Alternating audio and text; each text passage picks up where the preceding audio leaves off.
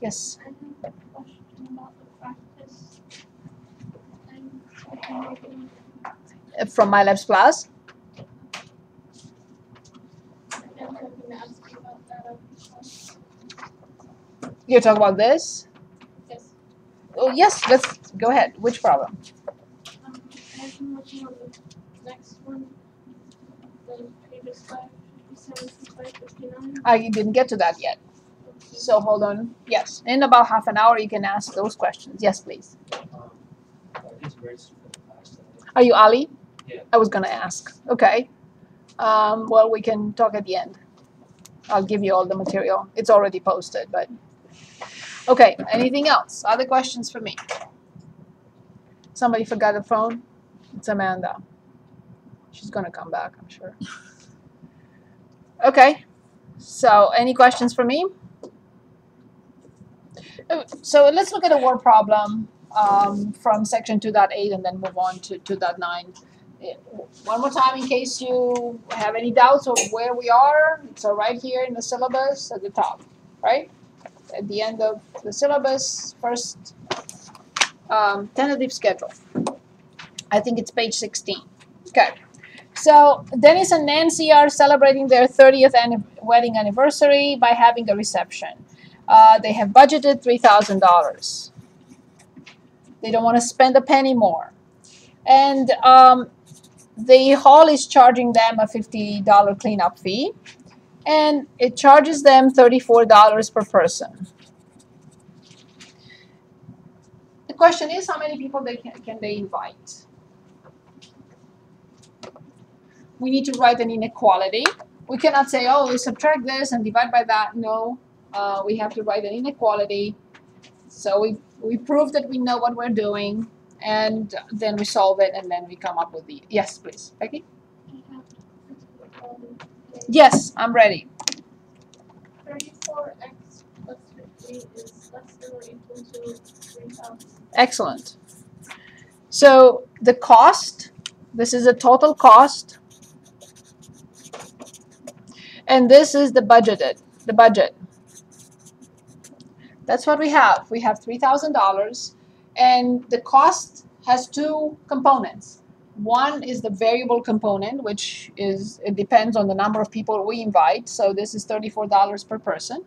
And the fixed cost is $50. No matter how many people we invite to our anniversary, the cleanup fee does not change. Miss you too, sorry. Sorry, thank you. So what do we do? How do we solve this inequality?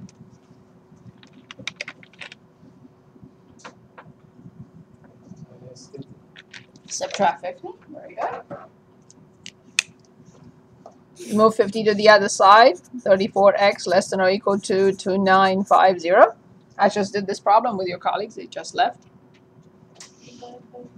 And divide both sides by 34. So x is less than or equal to 86 point something. Yes. However, I cannot consider this a final answer to the problem. The final answer to the problem has to be, we cannot present, I cannot present negative infinity to 86.7 people, right? With a bracket. That would be incorrect. So what I can write is one of the following three options. I can say number of people is 0, 1, 2, ... 86. This is a correct answer.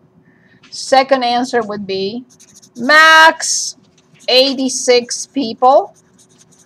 That's the second possible answer. The third answer would be anywhere or anything, any number of people between 0 and 86.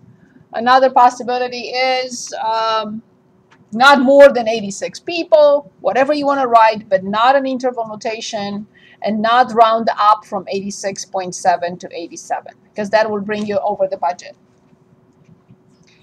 And with that, I don't have anything else to say about 2.8. Next in line is 9.1. We'll look at 9.1 and then we'll answer Becky's questions, and then we move on. Do you have any questions for me from 2.8? which means that between now and Tuesday, 2.8 has to be finalized, everything. These problems, as well as my Labs Plus. Everything here from 2.8 and everything in my Labs Plus has to be done between now and Tuesday. Okay, any questions? Because we finished the section. Any questions? Okay, perfect. So in section 9.1, we continue our adventure in inequalities with compound inequalities. Compound inequalities. We did look at the compound inequality last time. So I may have done the same problem with your colleagues. So here's a compound inequality. We did this or similar problem, I don't remember. We can look up in the notes, no problem there. But we had something similar, right? And I said it's an inequality made out of two inequalities. This one and this one. So that is a compound inequality. Before we even talk about compound inequalities, we need to talk about operations with sets and intervals.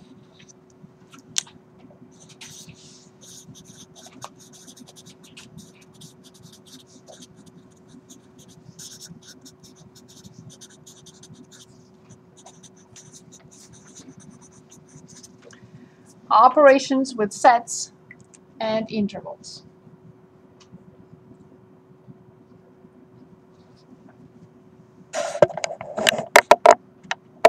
Okay. There are two operations with sets and intervals.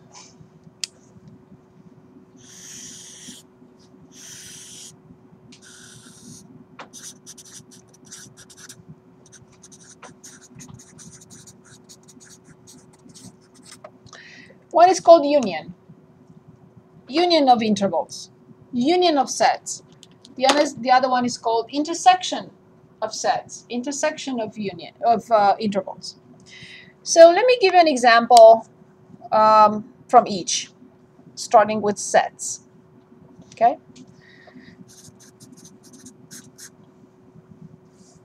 Let's say we have a set that has few elements, 1, 2, 3, 10. And let's say we have another set called B with elements like 3, 10, 13. Bless you.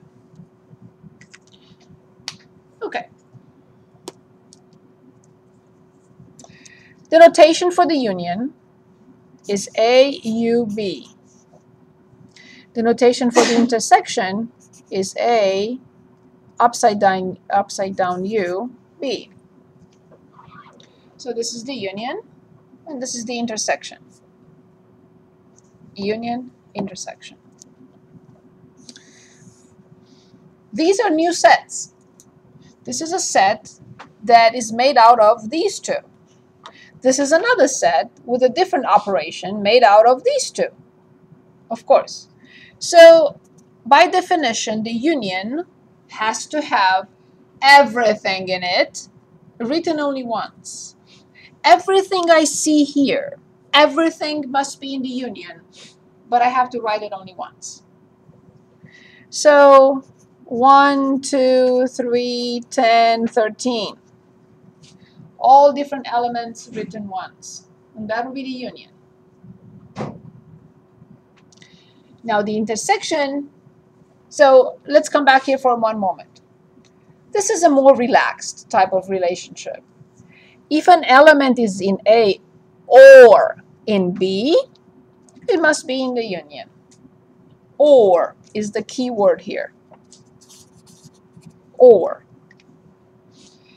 This one is a much stronger relationship. The key word here is and.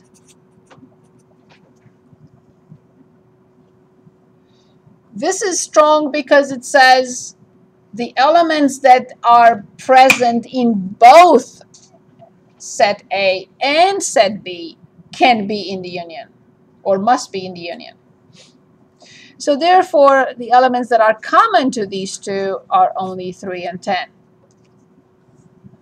And that is the intersection.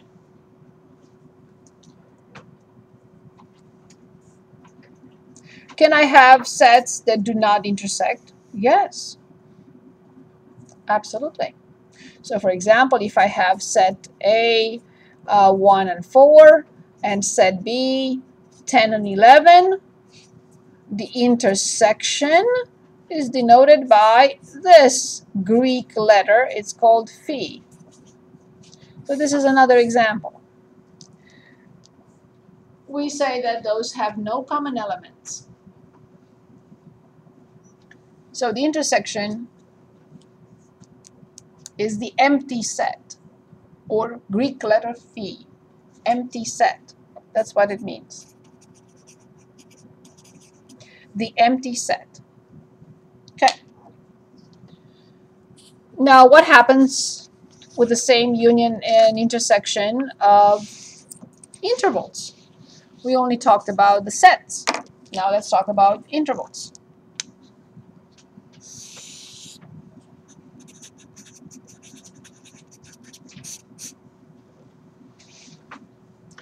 Now let's say I have this interval .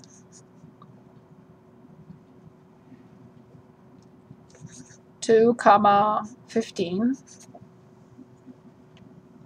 And let's say I want to create the union with this interval, 10, 50.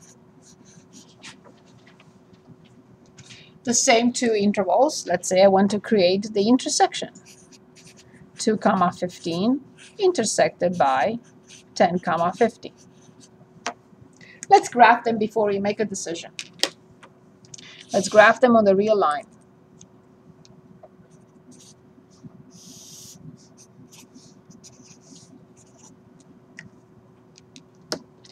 So 2, 15, no measurement unit is necessary here.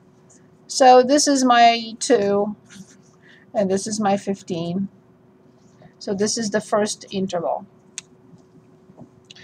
And the other interval is 10 and 50. So here's my 10, and here's my 50. The purple interval is the first one, and the green interval is the second one. Okay, so can anyone, and I will use a red pen for the union, can anyone dictate the union of these two intervals? Notice the difference. The first one says everything written once. The second one says only common territory. So what will be the union? So I can write it here. You dictate, and I will write it here. Thank you. Everything written only once. Very good. What about the intersection?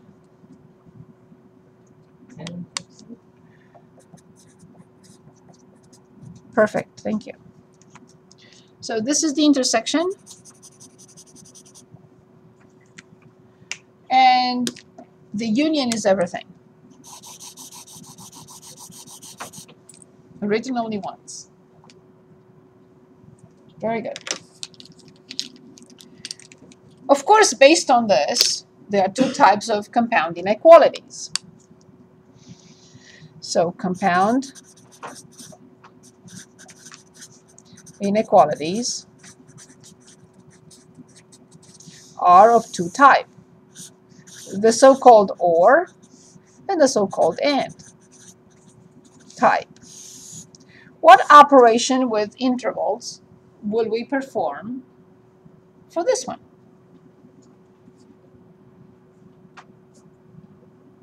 It's a silly question.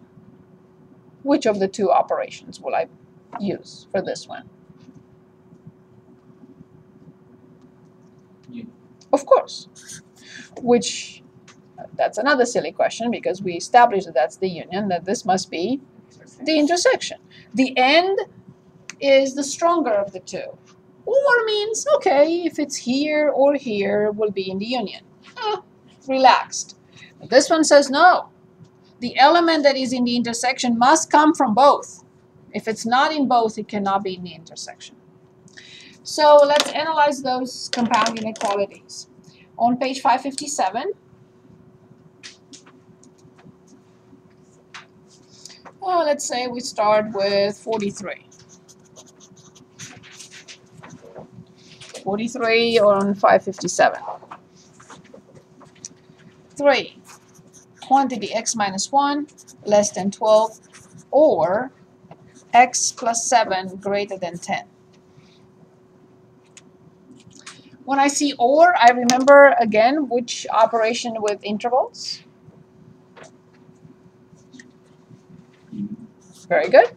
So I will have to solve the first inequality, solve the second inequality, get the intervals, and at the end of the day, determine the union of those two. So how do I solve the first one?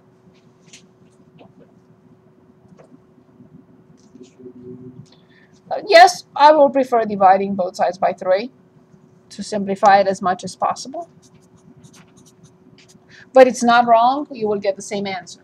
When I divide the left-hand side by 3, I get x minus 1. When I divide 12 by 3, I get 4. What now? What is the final step here?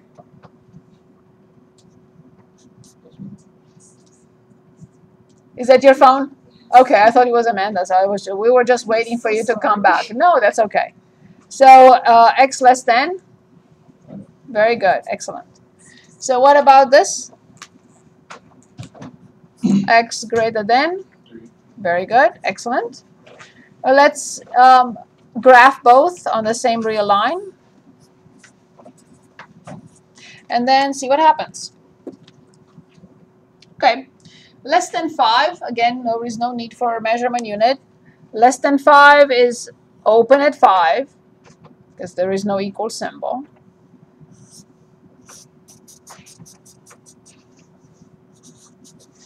Less than 5. That's the first interval. The solution to the first inequality. This one says greater than 3. Still an open. There's no equal symbol here. 3 must be to the left of 5. And it says greater than 3, which has to be this. We must perform the operation we are asked to perform. You can't change that. So what do? What is the solution here?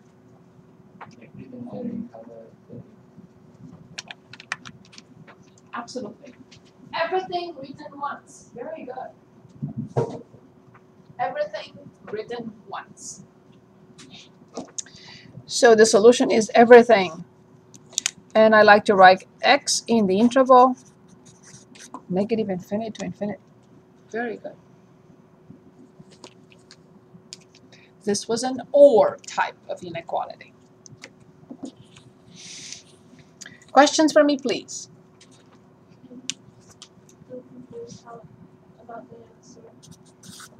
Assuming you have the green interval, Becky, assuming you have the green interval and I have the purple interval, we're not asking ourselves what we have in common. Obviously, we have in common between 3 and 5, not 3 and not 5. We're asking what can we put together to use it together. So I bring to the table the purple, you bring to the table the green. So between the two of us, we have everything. Is that better? Okay. Any questions? Okay, so let's look at an end. Let's say 24 on 557. Negative 7x less than or equal to negative 21 and x minus 20 less than or equal to negative 15. We will encounter, in my opinion, more of an AND type of compound inequality and less of an OR. So let's talk about this one. Why I think, or I say that compound inequalities with and are more frequent in at least in this course than the or ones. So here's an example. If I say to you, I have no idea how much money I have in my wallet, but I know for sure I have anywhere between 5 and 10. How will I write that inequality? It's a compound inequality. Once I tell you I have anywhere in between $5 and $10 in my pocket. So how will I write such an inequality? X is less than or equal to 5. Greater than or equal to 5. Greater than or equal to 5 and less than or equal to 2. Yes, so this is very useful. So x greater than or equal to 5 but less than or equal to 10. This is an AND relationship. Because I used the AND, right? I said I have anywhere between $5 and $10 in my pocket. So that is very useful. Okay. So now coming back to our compound inequality. So what is the first thing I have to perform here?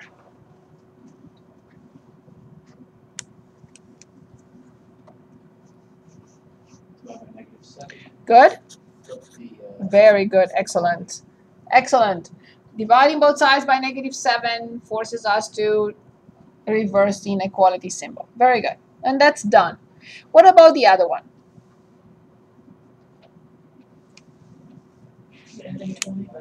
Good. So x less than or equal to 5.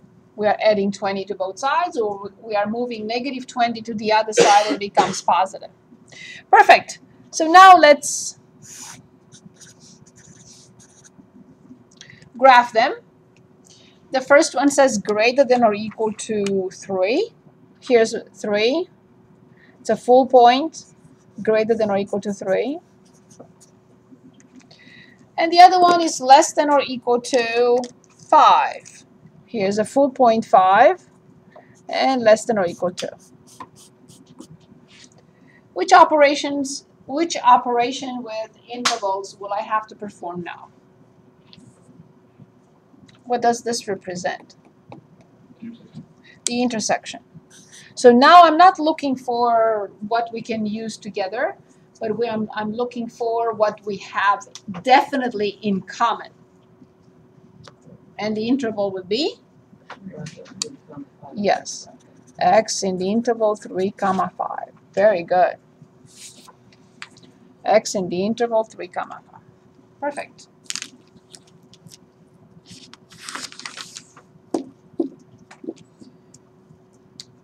Okay, let's look at 55,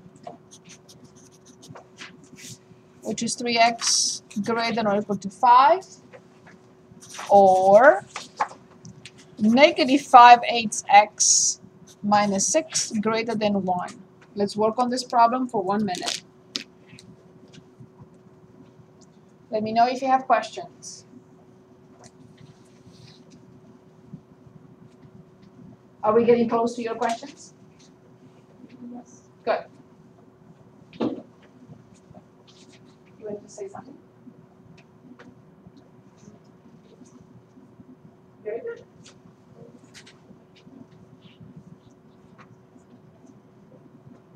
Very good. We're going to do 69 minutes. Very good. Sure.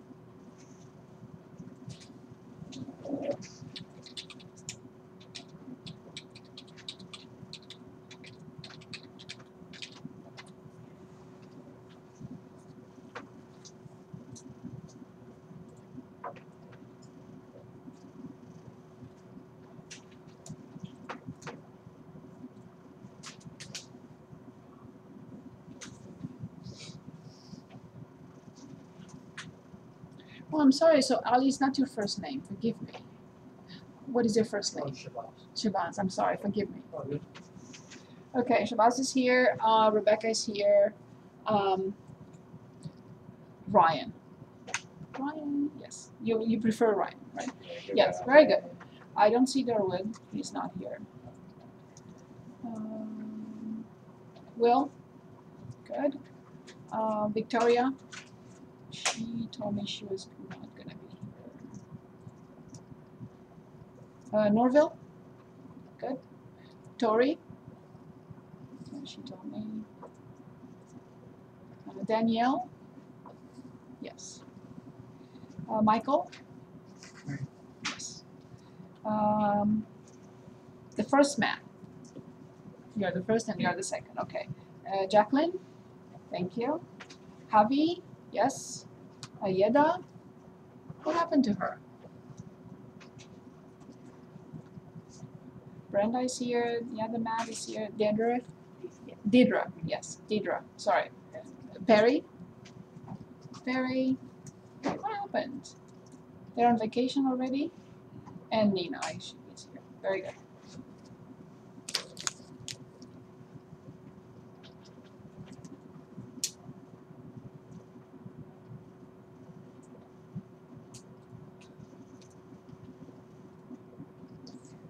Okay, ready? Can anyone give us the first one?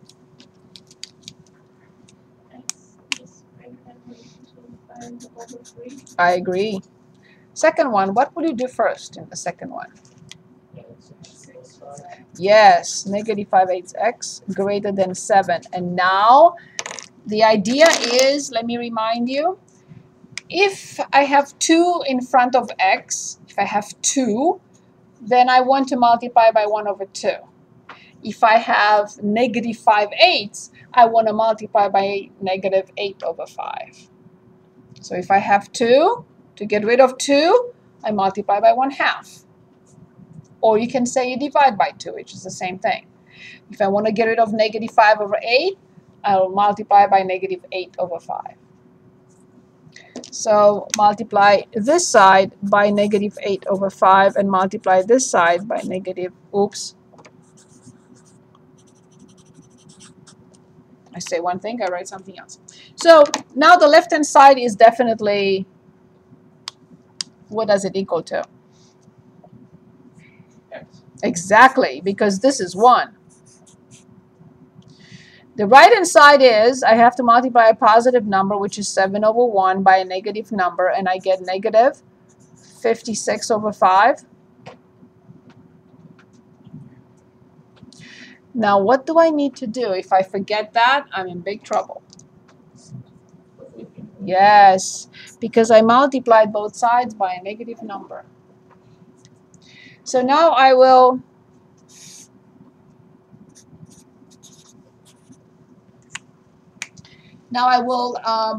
graph. Which operation with intervals are we going to perform?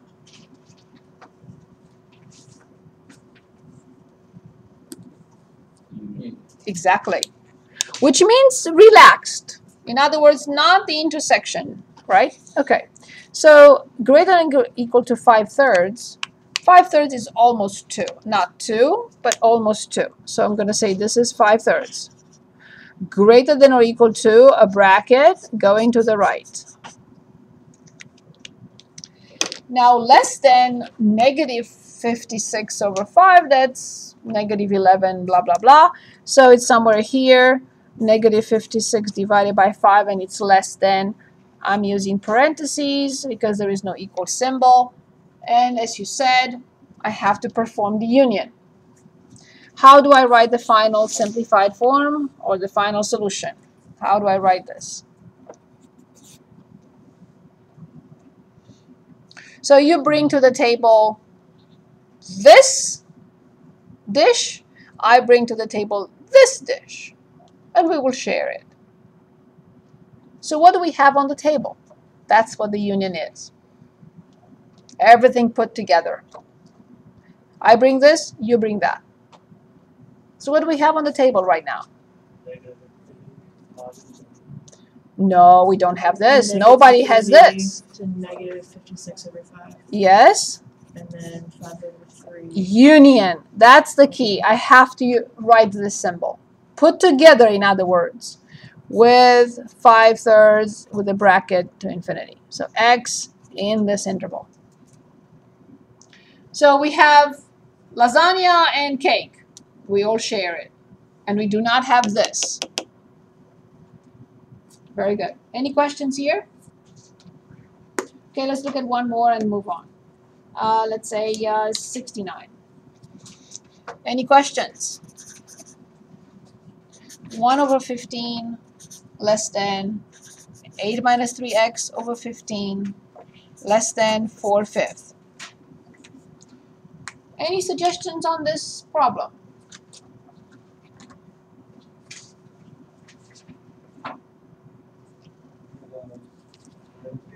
Yes, I absolutely agree with that. Multiply everything, all three sides, by 15. Because they are fractions, in case you have any difficulties, I would write 15/1 multiplied, 15/1 multiplied, and then 15/1 multiplied. I know you may think that I need to distribute 15 at the top here. No. We don't want to distribute.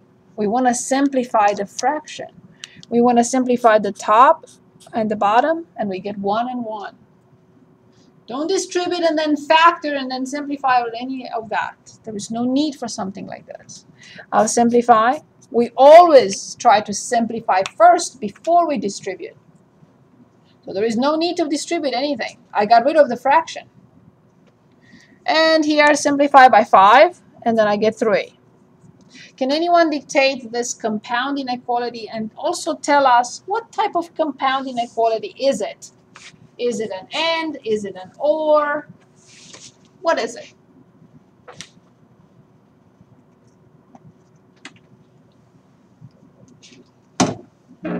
What is it?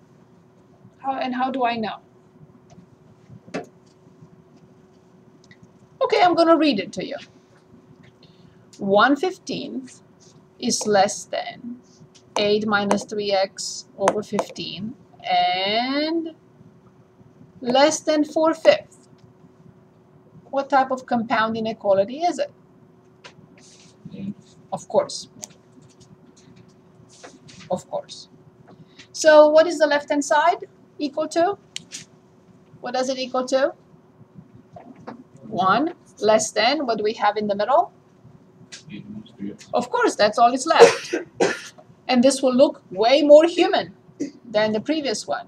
And the right-hand side? Very good. 3 times 4, 12. Very good. Excellent. Now I know how to handle this. Are you okay? You need water? Okay. So, what is the first step? Take your time. What is the first step?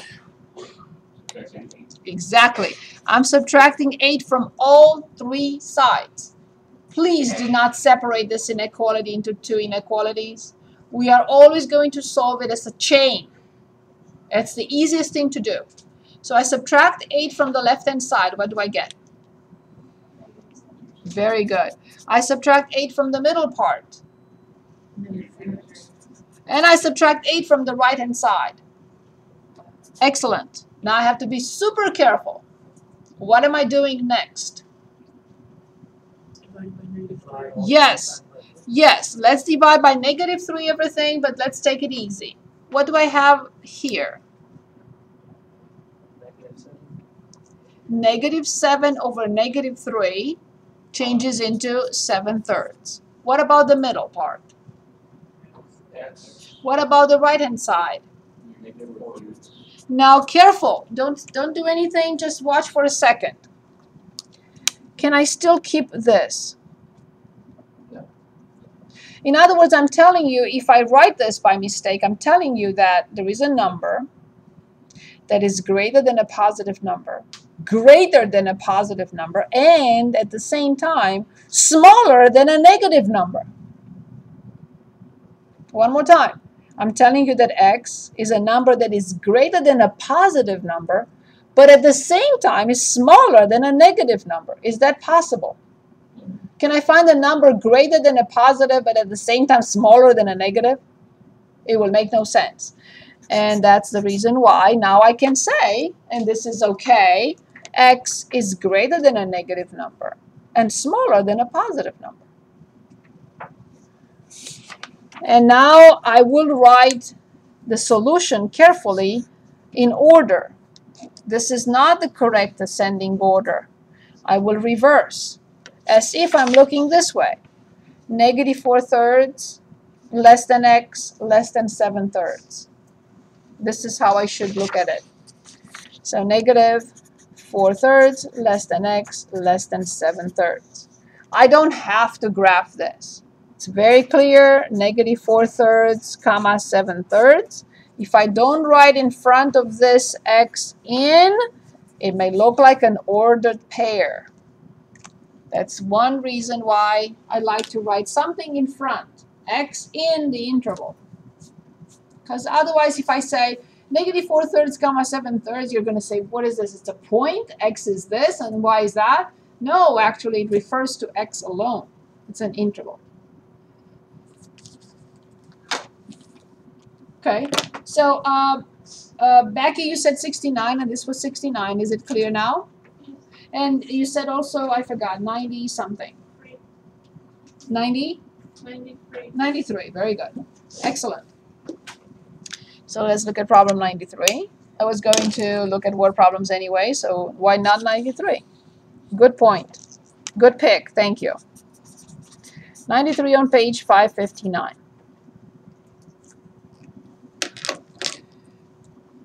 So Christian has scores of 68, 65, 68, 65, 75, and 78 on his algebra tests.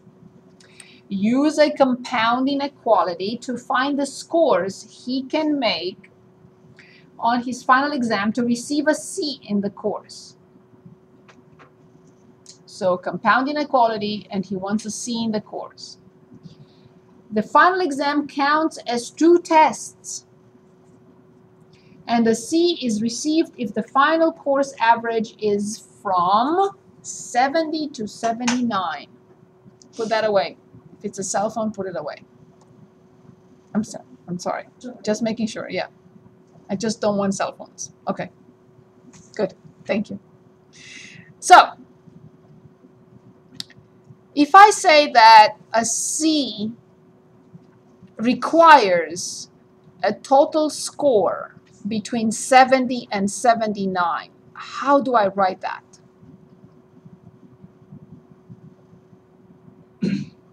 An average score has to be between 70 and 70. Should we read the problem one more time? 70 more than, greater than, more than. 70 is less than or equal to. Okay.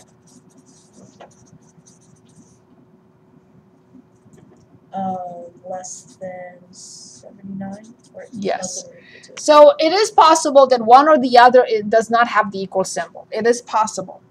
So let's read the problem one more time. Although it says if the final course average is from 70 to 79. When they say that, I include the endpoints.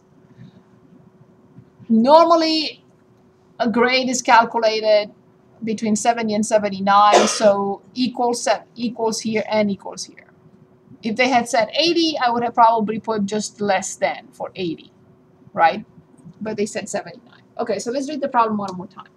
So he has scores of 68, 65, 75, and 78 on his algebra test. Use a compound inequality to find the scores he can make on his final exam to receive a C in the course. The final exam counts as 2 tests, and a C is received if the final course average is from 70 to 79. Okay, so we established that the average score must be between 70 and 79. That is clear.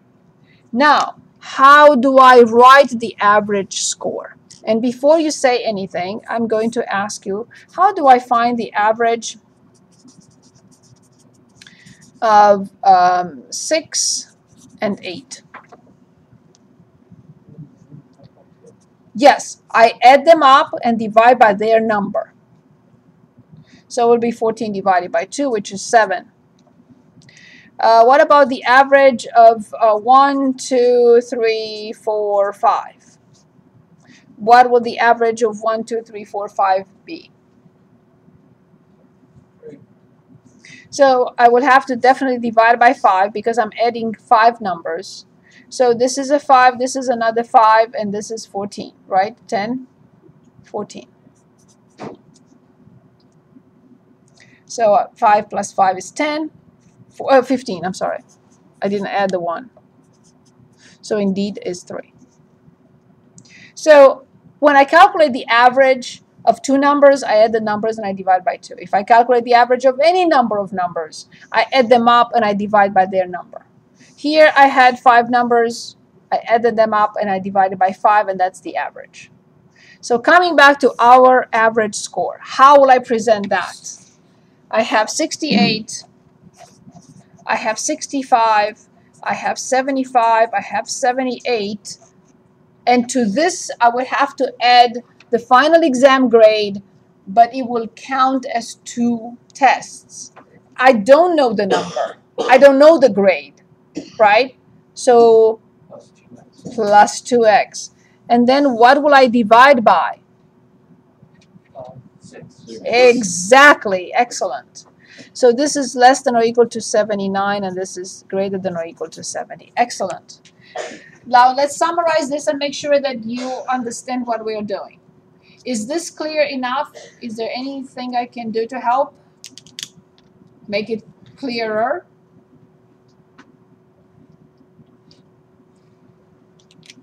Are we dividing by 6? I'm sorry, I missed that. 1, 2, 3, 4, 5, 6. Okay. Other questions? Other questions? Are we okay? Now we have to solve the inequality, the compound inequality, but are we okay so far? Okay, perfect. What will be the next step? So this is what we have to solve.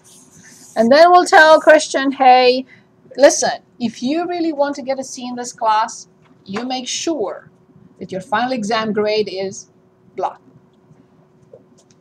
So, first step. Yes, you're right. I can multiply by 6, but I recommend, yes, add these 4 numbers first. What did we get? Thank you very much. Now, yes, I want to get rid of 6. I will multiply all 3 sides by 6. The middle is 286 plus 2x. The left-hand side is 420, and the right-hand side is 470.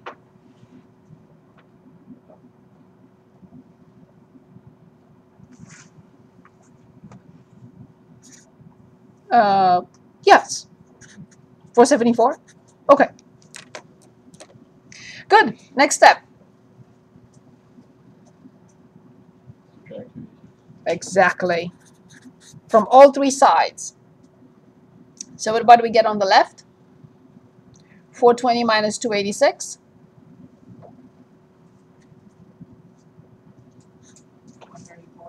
Very good. What do we get on the right-hand side?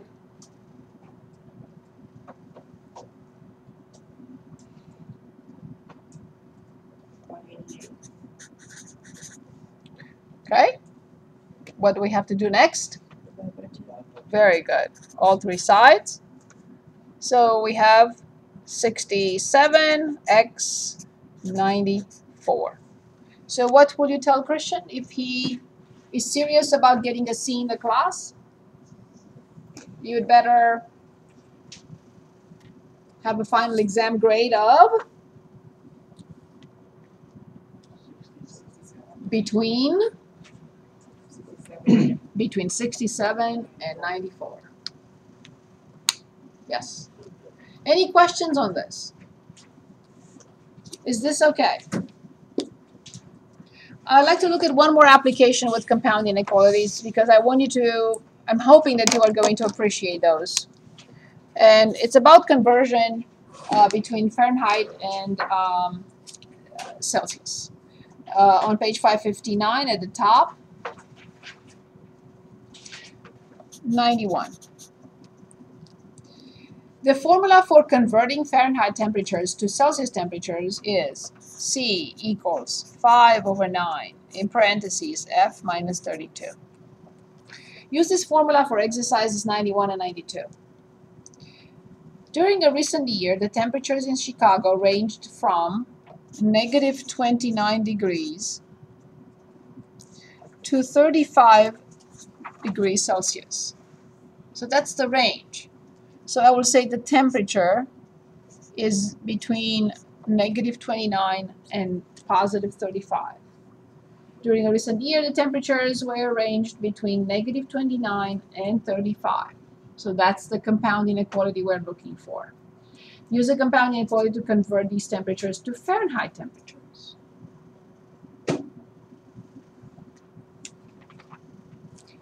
I should have not put T in there, just to write temp, because I don't want you to get confused. I'm not creating another variable. Just temperatures. Okay, so this is the temperature in Celsius. We would like to determine the range in Fahrenheit. What should I do? Any suggestions here?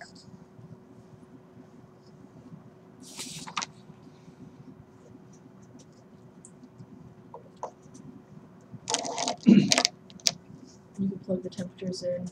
Exactly. This I will have to replace the temp by, because that's the temperature in Celsius degrees between these two.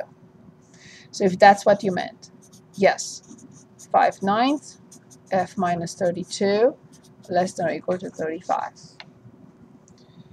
Now, what would you like to get rid of? And depending on what you want to get rid of, then you will know what to multiply by.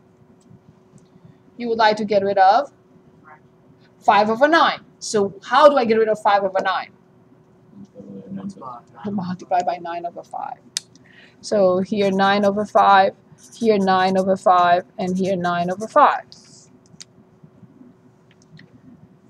The middle is what? That's the nice part. Yes, F minus 32. The right-hand side is not bad because I will simplify by 5. 5 divided by 5 is 1. 35 divided by 5 is 7. And I get 63. The left-hand side, however, I have to keep it as is in a fraction form.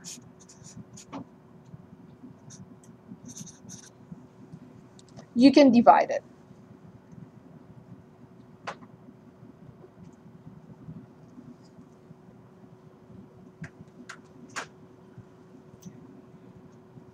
So if I divide, what do I get? So 5 and in 11, 2.5 and F minus 32 less than or equal to 63. In order to determine the range in Fahrenheit, what will I have to do to all three sides? I'm adding 32 to all three sides. So this is negative 20.5. And this is 95.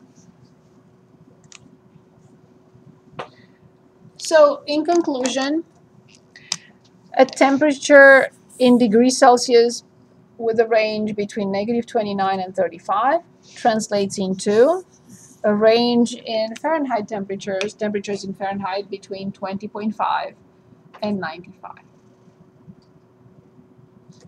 Any questions on this problem? Any questions on this problem? Okay, so I also consider 9.1 finished. I'm going now to 3.6. Any questions? Okay, so 9.1 has to be completed. Everything in this handout from 9.1 and ask questions next time. and also in my Labs Plus. Okay, say it again. By Tuesday. Okay, 3.6. 3.6 is back to chapter 3, which deals with functions. And the very important concept here, well, a lot of concepts are very important about for a function. So 3.6.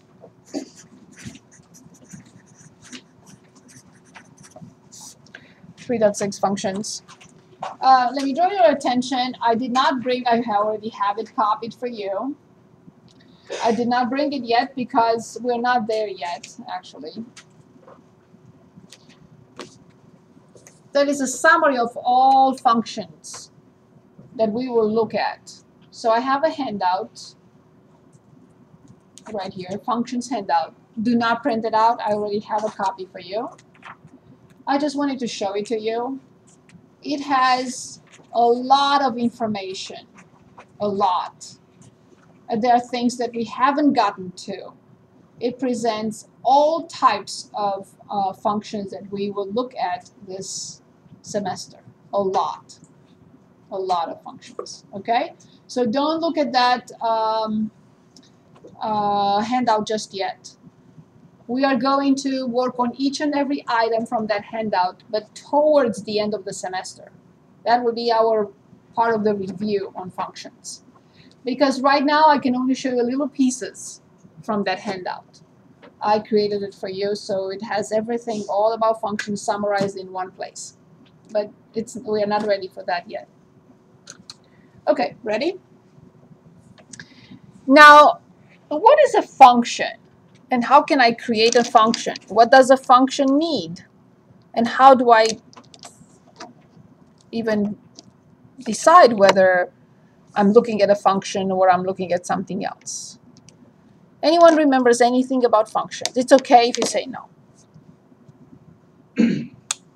No. Okay, very good.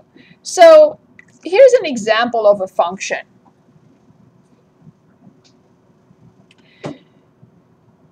If I talk on the phone for 1,000 minutes per month, I pay $30. So the input is the number of minutes. The output is how much I pay. That's a function. If I talk for 2,000 minutes, I pay $50 a month. That's a function. It has an input and it has an output. Okay? If I have 2 people working for me, then I pay such and such salary. If I have 1 person, I pay a different salary for them, for the workers. If I have 5 people working, then I pay a different salary, right? Different a cost. If I manufacture 5 pencils or markers, I pay $10. If I manufacture 100 pencils, then I pay blah, blah, blah. All these are functions. So we constantly, not thinking maybe in those terms, but we are surrounded by functions. Okay, we don't think in terms of that. We maybe don't think of how those functions were created. For example, another example, in medical field, those folks deal with functions constantly. When the patient comes in and they take the blood pressure of that person, they already start a function. Okay, it goes up, it goes down, and so on and so forth. They give the person some sort of medication. Maybe the blood pressure drops, maybe it goes up. Who knows? Function. Everything is a function everywhere we go. To determine a function definition is not easy. It's not. So let me just give you an example. You see how difficult it is. I'm looking back at the rational so I can find something more complex.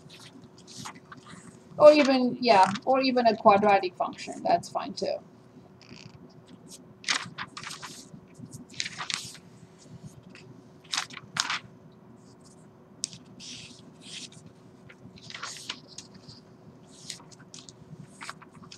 and variables are between correlation between different variables. I'm trying to find an application here, max min. This book doesn't have a lot of explained applications. That is one of the, yeah, here it is. Here's one. So using the compound interest formula, find the amount owed at the end of 5 years if $1,600 is loaned at a rate of such and such. This is a function. So depending on which variable I don't have, it can be, or variables, it can be only a function of one variable. We're not going to look at functions with more than one variable in this class. But just to give you an example, this was developed. It took a lot of effort to come up with this relation between all these unknowns. It didn't happen overnight. So all these functions require a lot of work till they are established and till they say, okay, blood pressure and pulse, let's say, or blood pressure affects the patient's heart rate, or who knows. A lot of information, a lot of data goes into that study till they all of a sudden say, okay, this is the best model that fits this situation, but it takes a long time.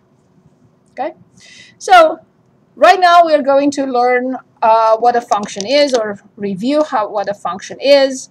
How do we determine a function?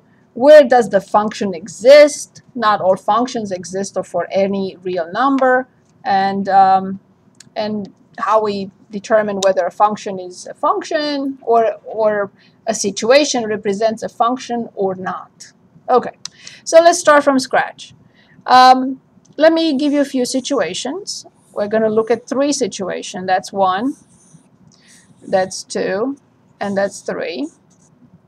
And I'm just going to put some numbers. So situation 1, 2, and 3. They're not related. They're separate. Here's the first one. I'm just going to use some numbers. Let's say 30 minutes will give me $40 per month. And let's say 300. Okay, make it more affordable.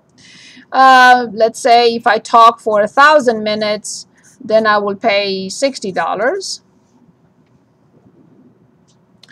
And if I talk for 100 minutes, I will pay only 20. Is this a function? It is a function. Why? Because for each number of minutes I talk, there is only one correspondent element in the second set. I can't talk for 300 and pay either 40 or 50, right? So this is a function. So number 1, function. Why? Here's the reason why. To each element in the first set, it's a set of numbers.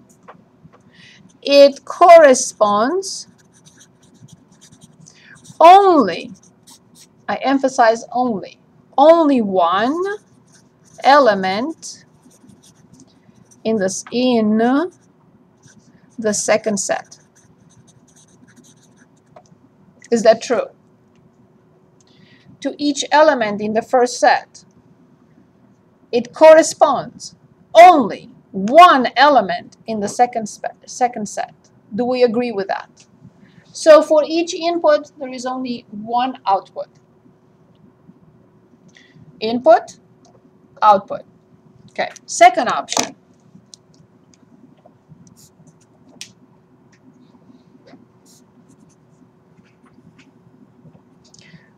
I'm not putting numbers anymore. Just put any numbers you want, any relationship you want.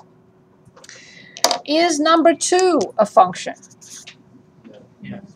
Yes. Let's see. To each element in the first set, it corresponds only one element in the second set.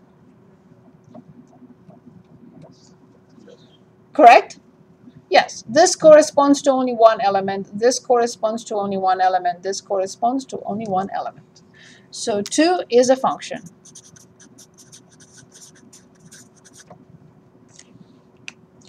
Now I'm looking at 3.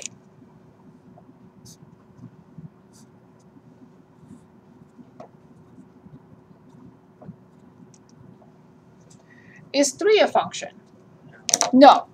3 is not a function. It is called, it is a relation. It exists, it's possible, but it's not a function.